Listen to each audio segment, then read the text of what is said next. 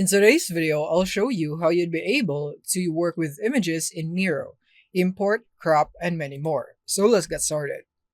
So first of all, let's talk about how you can import so that we would be able to customize our image. So first of all, to import is that you have a lot of options. First method is going into your folder, locating your picture, and then just simply dragging it here into Miro. And then when you let go, it would now be imported just like this one. Or another thing is that you could also go here in the left menu. From here, you want to click here on plus or this icon right here, and then you want to type in image. Search for that, and then you'd now find this options. So you can go for images and icons right here. If you would want some stock image or icons if you don't have it yourself. But if you have it in another device or maybe a link or whatsoever in a different method, then you can click here again on plus. And this time we will be choosing this one right here. Upload right here. Upload from Google Drive and more. You can click on that. And now you'd be able to see the different ways and how you'd be able to import your image. You can go for my device, upload via URL, saved files, Google Drive, Dropbox, Box, OneDrive, and so on. So for example, when I click here on my device, as you can see, it would now open up this page so that I would now be able to import my image just like that. All right, now you know the different ways and how you'd be able to import. The next thing that we are going to do is to customize our image. So first of all is that you would want to select your image that you'd want to customize. And from here, you would be able to see the name. And this one is the replace image right here. You can click on that if you'd want to replace this image, like for example, from library. And I'm going to replace it with stock, for example, this one from architecture right here. And I'm just going to go for this one. As you can see, image is now replaced just like that. And you could also up or download this image individually if you want. And then you could also go for alt text or description. You could go for that. And then you could put in the description for this image right here. And then you have the mask and crop. So this is where you can crop your image. You can make it smaller, or you could also go here into the custom cropping, original, or this presets right here in cropping your in your image. So let's say custom right here. So now we can crop this just like this one. I'm gonna go and expand that right there, and now I'm gonna go press on the escape key and it will now be saved just like that. And next is that we have this, so we can resize the image, original size or half the original. Let's go half, for example. As you can see, it would now be resized just like that. So basically you would have a lot of options in how you'd be able to do this and so on. And next is that we have the edit image. So you can click on that. And from here, it would now open up this feature here, which is the Adobe Express. You can click here on agree. And from here, you would now have more in-depth tools and how you'd be able to customize your image. So from here, you can go for edit, you can crop, you can remove the background. You could also erase something if you want.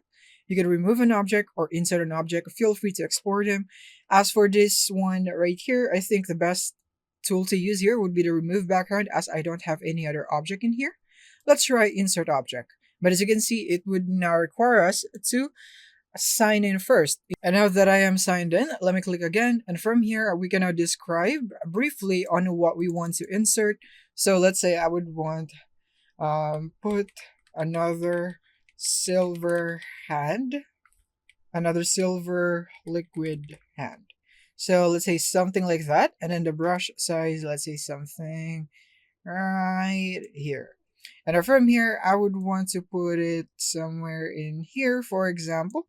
Actually, I just want silver sun right there. I think that's a cool one. And from here, I'm going to click here on insert.